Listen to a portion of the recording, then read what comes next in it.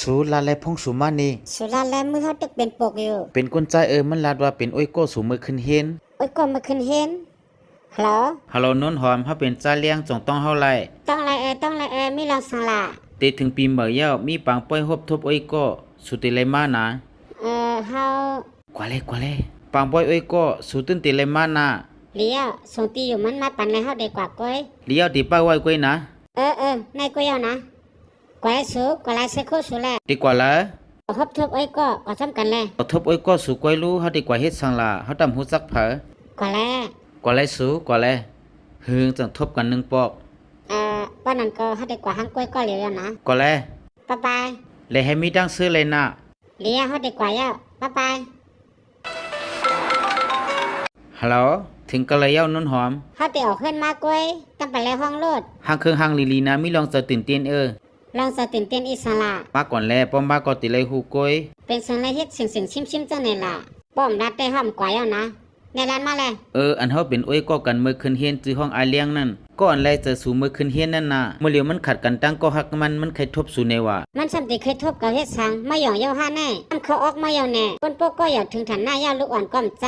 เขาเฮ็ดปังแขกมีโผเย้าแขกก็เมื่อไรเขาอยู่ม่ำฮู้ห้ามาเฮ็ดลองสังหลานได้ก็ว่าทบกันจังนั้นก้อยสังว่าเป็นกันลูเป็นอีสังกันก็มีโผเย้าก็ว่าแต่ไม่หย่องกว่าเย้าว่ากำกว่าเย้าว่าก็ได้บอกเมื่อเฮ็ดเขาพักบันโผเก่าเย้าพอมาเฮ็ดจังไหนโอ้ยก็กันก้อยก่อมหลุดเป็นเย้าวางพุงเย้าก็ได้ลอกเป็ดกำเหนียวเย้าในก็เย้านะเฮ้ยกำนึงก่อนแลเฮ็ดนั่นเสียเย้ามันในก้อมไรกว่าแปดมันในก็ส่งไรปอกมาซื้อพักดินอากาศตอนตาตีปอกมาเฮ็ดบ่ใหม่เลี้ยงผมมันตีเฮินผู้หญิงจะอำเปิงอำเกิงซึ่งไหนเลยว่ามีเสร็จจาติ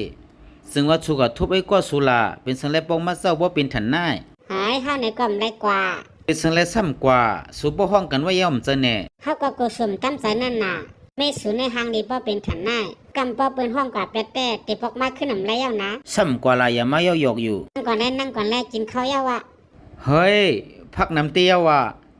กินน้ำแลซื้อเฮาในก็บ่ฮู้จักกันมา60ปีมันเย้าเมื่อเหลียวเฮาในก็เป็นผัวเมียกันลองหยุ่มใจกันก้อยก่อมมีเย้าห้าลองหยุ่มใจกันก็เป็นลองหยุ่มใจกันก้อยก็เฮามีผัวเยาเฮารู้ละเฮ็ดบนพ่นไม่ให้หลีตีชุดนั่นน่ะเพราะฉะนั้นผัวเฮาสั่งเตรียมมีตั้งสุขใจนั่นน่ะตาไลหลีเตี้ยวสู